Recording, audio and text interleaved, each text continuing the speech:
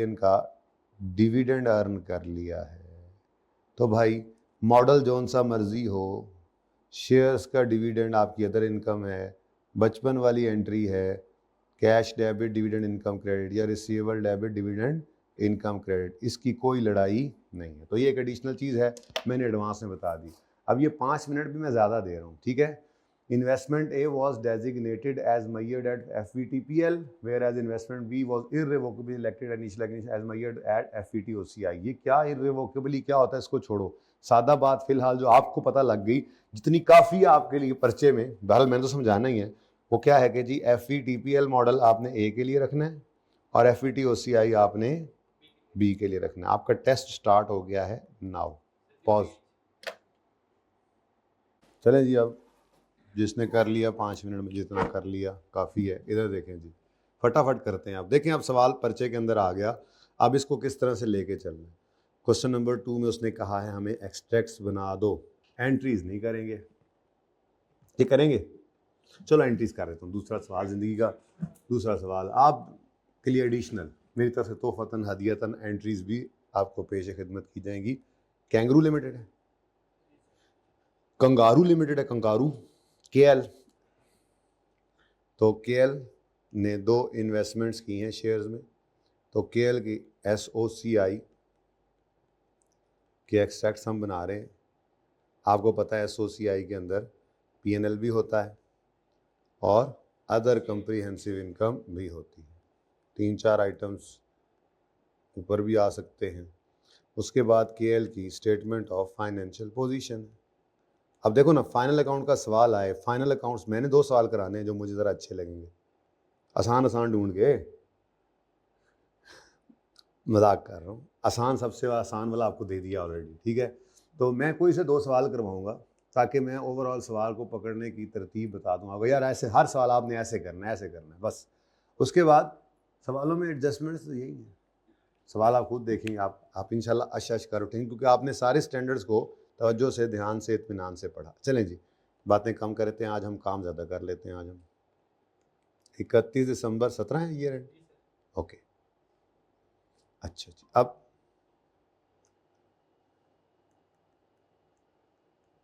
उस्ताद आज मैच भी है ना, तो बारिश की वजह से हार गए हैं ना। अच्छा चलो ठीक है, हम गाला ना कड्डो यार, बस ठीक है, हो गया जड़ा होना सी हो गया। नाराज जनता।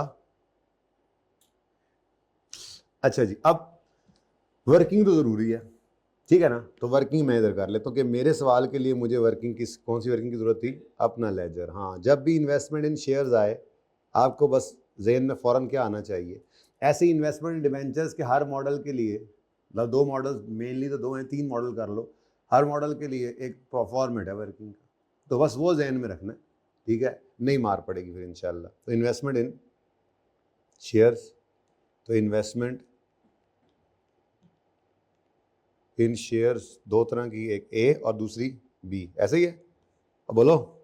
चलो, तो इन्वेस्टमेंट इन शेयर्स आपकी ए और इन्वेस्टमेंट इन शेयर्स आपकी बी। साल भी एक ही है, खैर से इतनी लंबी वर्किंग नहीं है, तो पर्चे में नॉर्मली इस तरह से होता है। पहला सवाल ज़रा सिखाने के लिए थोड़ा लंबा किया मैंने, 2 साल पे ले गया, ठीक है जी। तो investment in shares B, shares B company के शेयर्स। अब on 1 May 2017 KL acquired following equity investments। Investment A, purchase price खुद ही दे दी उसने, $100 मिलियन, और टोटल गिवन है, ठीक है। ट्रांजैक्शन कॉस्ट 2 मिलियन, टोटल भी उसने कर दिया। ऐसे ही बी भी है। अब मसला ये है कि जब ट्रांजैक्शन कॉस्ट आपके सामने आ रही है ना जी, तो आपको सबसे पहले देखना पड़ेगा कि मॉडल कौन सा यूज़ हो रहा है। FVTPL हुआ तो transaction cost expense out, FVTOCI हुआ तो, और अगर खामोश हो तो कौन सा लगाओगे, आसान है भी डिफ़ॉल्ट। ये मैं आहिस्ता आहिस्ता आपको थ्योरी याद करा रहा हूँ, है भी ये क्या चीज़, डिफ़ॉल्ट कैटेगरी है। क्या है, डिफ़ॉल्ट कैटेगरी, ठीक है। तो सही, तो अच्छा मेरे जहन में आ रहा है, इसकी समरी जो है ना मेरे पास CA वाली किताब के अंदर है, वो मैं समरी आपको इसके बाद पढ़ाता हूँ, फिर आपको हैंड आउट में दे दूँगा, लेकिन अभी सिर्फ फ़िलहाल ज़बानी यहाँ पे लिखने की वजह वहाँ से पढ़ाता हूँ, एकदम जेहन में आ गया। बहरहाल वो जब वहाँ पे जाओगे तो वहाँ सिर्फ पढ़ोगे, ये सब तो पढ़ चुके हैं, वैसे सारी थ्योरी रीड करोगे तो इंशाल्लाह किताब के अंदर कुछ और निकलेगा ही नहीं। ओके, डन हो गया। हाँ, कुछ एडिशनल चीज़ें हैं यहाँ पे जो आपको करवानी है। फैक्टरिंग है एक, और एक मैंने आपकी स्टडी टेक्स्ट से भी मैंने 2-3 सवाल आपके हैंडआउट में लिखे हुए हैं जो हम करेंगे इंशाल्लाह, ठीक है। ओके, फाइनेंशियल लायबिलिटी में जाके। ओके, अगली बात वो अब कहता है इन्वेस्टमेंट ए को हमने FETPL पे रखना है और इन्वेस्टमेंट बी को हमने FETOCI पे रखना है। अब इसलिए हम ट्रांजैक्शन कॉस्ट ए वाली को एक्सपेंस आउट करने जा रहे हैं और बी वाली को कैपिटलाइज। तो यकम मई 2017 इन्वेस्टमेंट डेबिट कैश क्रेडिट करना है जी। तो ये डायरेक्ट ही उसने बता दिया 100, मसला ही ख़त्म हो गया हमारा, ठीक है जी। अब ये तो होगी हमारी पहली एंट्री जो कि रिक्वायर्ड नहीं है, पर मैं आपकी फरमाइश पे कर रहा हूँ कि यकम मई 2017 पे हमने एंट्री पास की इन्वेस्टमेंट इन शेयर्स, बल्कि इतना लंबा मैंने लिख रहा है, इन्वेस्टमेंट ए डेबिट कैश क्रेडिट, कितने से जी? 100 से, और फरमाइशी प्रोग्राम बढ़ाओ आगे। हाँ, PNL, हाँ चलो PNL एक्सपेंस लिखा था, चलो एक्सपेंस आउट, ट्रांजेक्शन कॉस्ट क्या कर दी, एक्सपेंस आउट कर दी PNL में, एक्सपेंस डेबिट और कैश क्रेडिट 2 रुपये से, ठीक हो गया जी, सही हो गया। आइए इसकी एंट्री हो गई। दूसरी इन्वेस्टमेंट भी हमने खरीदी है लेकिन उसको रखना है FETOCI पे, तो फिर 150+3 पे रखना पड़ेगा इसको, क्योंकि हमने क्या करना है, ट्रांजेक्शन कॉस्ट को कैपिटलाइज करना है इस मॉडल में। ये थोड़ा पक्का करा रहा हूँ मैं, ठीक है, और कहानी ख़त्म हो जानी है। ये इन्वेस्टमेंट इन शेयर्स है फाइनेंशियल इंस्ट्रूमेंट में, ठीक है। चल, तो यकम मई 2017 इन्वेस्टमेंट डेबिट कैश क्रेडिट करने लगा था, लेकिन 150 से नहीं कर सकते। हाँ, क्योंकि हमने क्या करना है, हमने कैपिटलाइज करना होता है इस मॉडल के अंदर ट्रांजैक्शन कॉस्ट को, तो 150+3 करके 153 पर, ठीक हो गया। अब इसकी एंट्री क्या बन गई, इधर ये एक ही दिन एंट्रीज चल रही हैं इसलिए मैं इकट्ठी लिख रहा हूँ, ठीक है। तो investment B debit cash credit 153, अब इधर ट्रांजैक्शन कॉस्ट कोई नहीं आनी, ठीक हो गया। तो ये एक ही दिन हमारी ये 3 एंट्रीज हो गई। कोई मसला इसमें तो बताओ, दोनों का फ़र्क भी नज़र आ रहा है, समझ आ रही है, सही। चलो नेक्स्ट क्या हुआ जी, कहता है अब ये तेज़ी से करने वाले काम है, इंशाल्लाह हो जाएगी प्रैक्टिस, बेहतर हो जाएगी। इन्वेस्टमेंट ए, अच्छा ये तो हो गया। ऑन इन अक्टूबर 17 12 और 9 मिलियन का डिविडेंड रिसीव किया गया है। तो भाई डिविडेंड रिसीव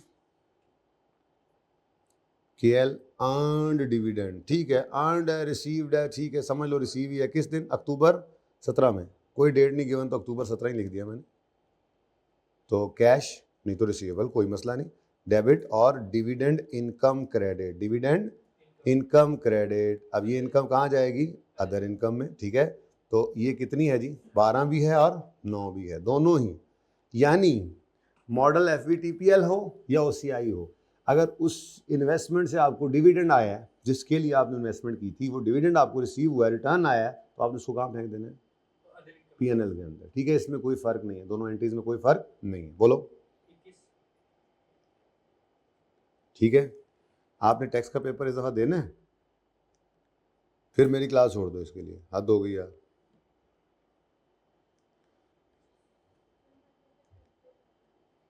ठहरो, करता हूँ मैं क्लास के बाद सलाह मशवरा आपसे। अच्छा जी, अब ये भी हो गया। उसके बाद आता है जनाब आपका year on 31 December 17 fair value of investment are given below, fair values given है, ट्रांजैक्शन कॉस्ट, भाई fair value less cost to sell, मैंने अभी तक को लफ्ज बोला है यहाँ पे इस वक्त। एक स्टैंडर्ड में fair value less cost sell आया था, कौन सा भला? ओ में नहीं,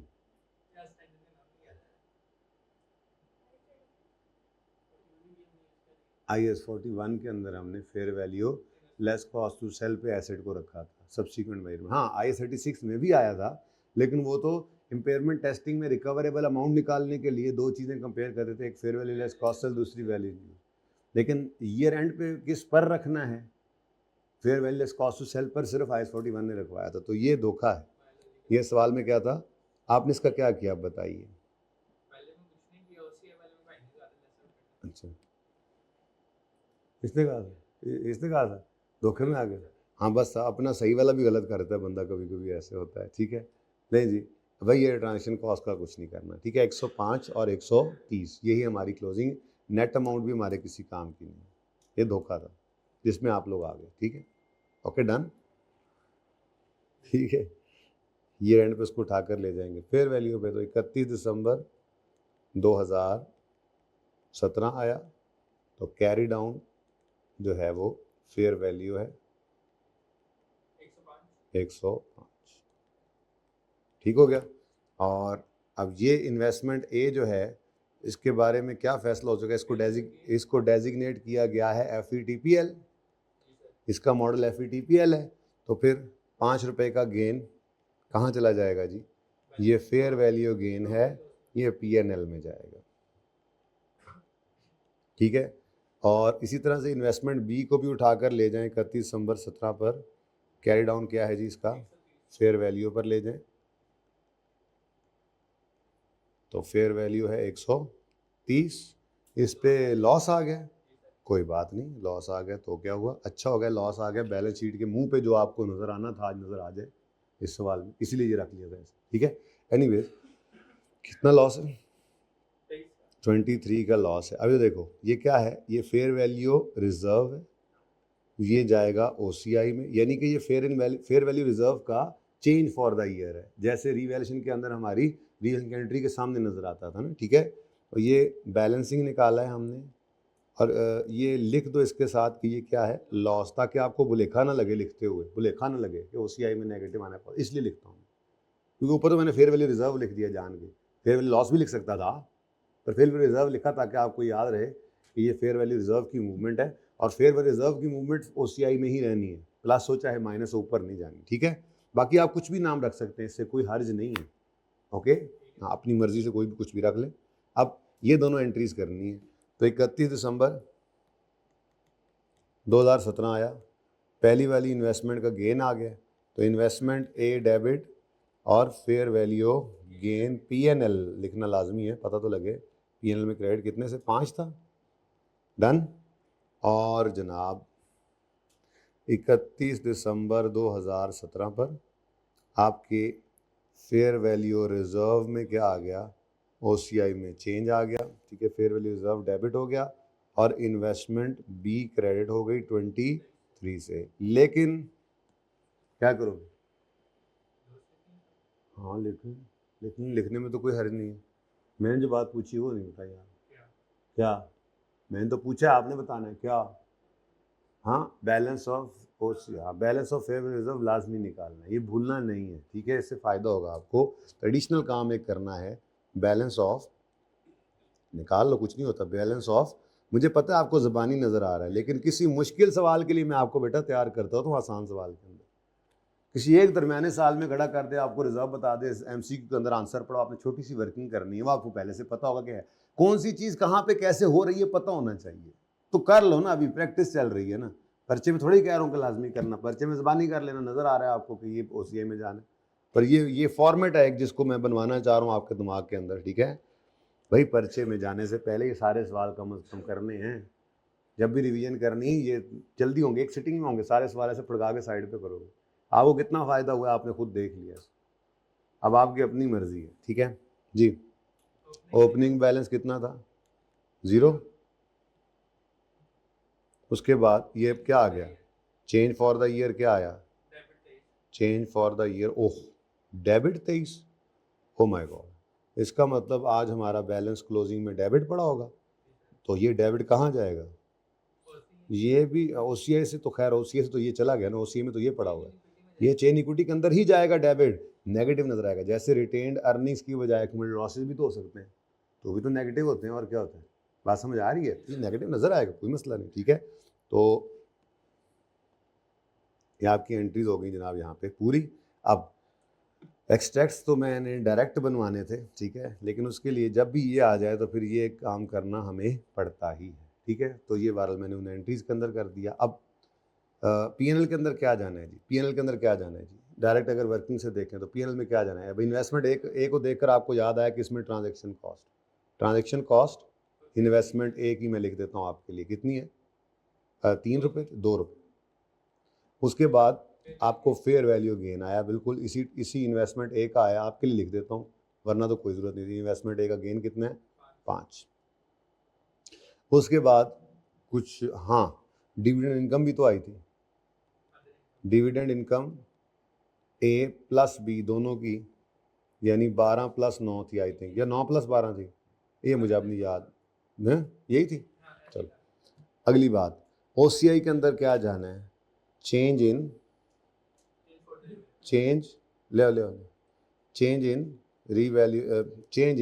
फेयर वैल्यू रिजर्व, ठीक है। फॉर द ईयर तो बेटा ऊपर पता है ना, ये एसओसीआई तो बन रही है, तो फॉर द ईयर ही है, ठीक है।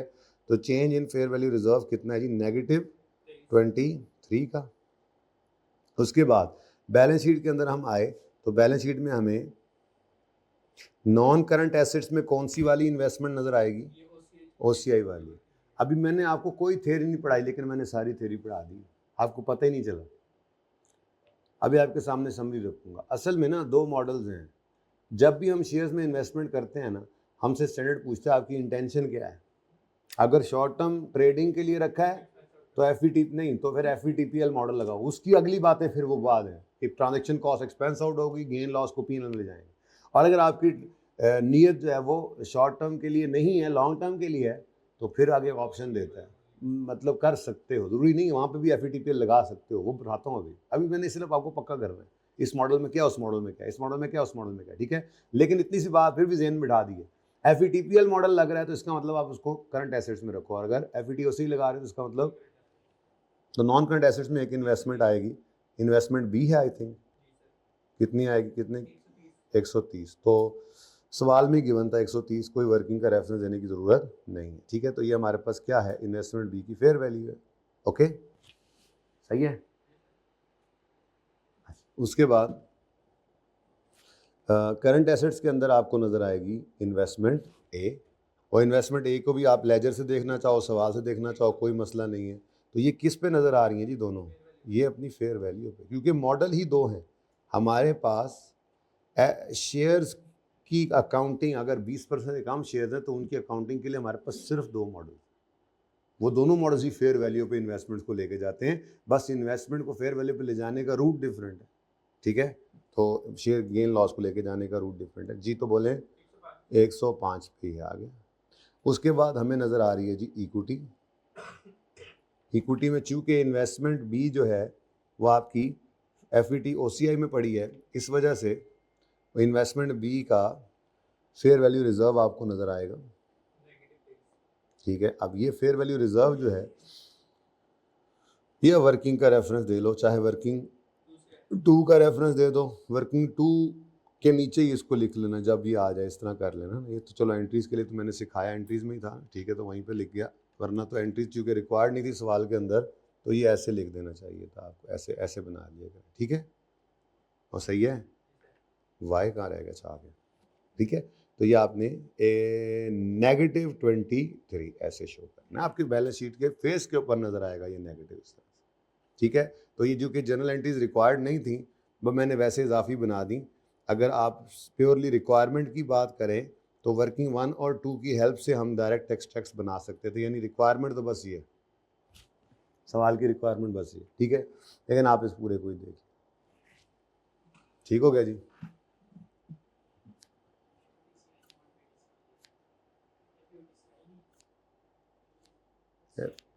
हाँ हाँ, balance of fair value reserve तो पहले पूरा लिख लूँ जी। भाई क्या फरमा रहे हैं?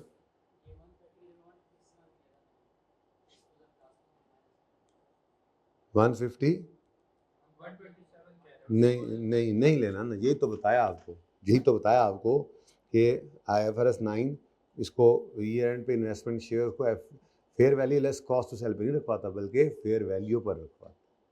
IAS 41 आपके गाय भैंस बायोलॉजिकल एसेट को fair value less cost sell पे रखवाता है। अब ये फ़र्क तो जान के जीना है ना, फ़र्क जान के जियो। नमाज 5 ही है ना, 5 तो नहीं हुई ना अभी, हाँ।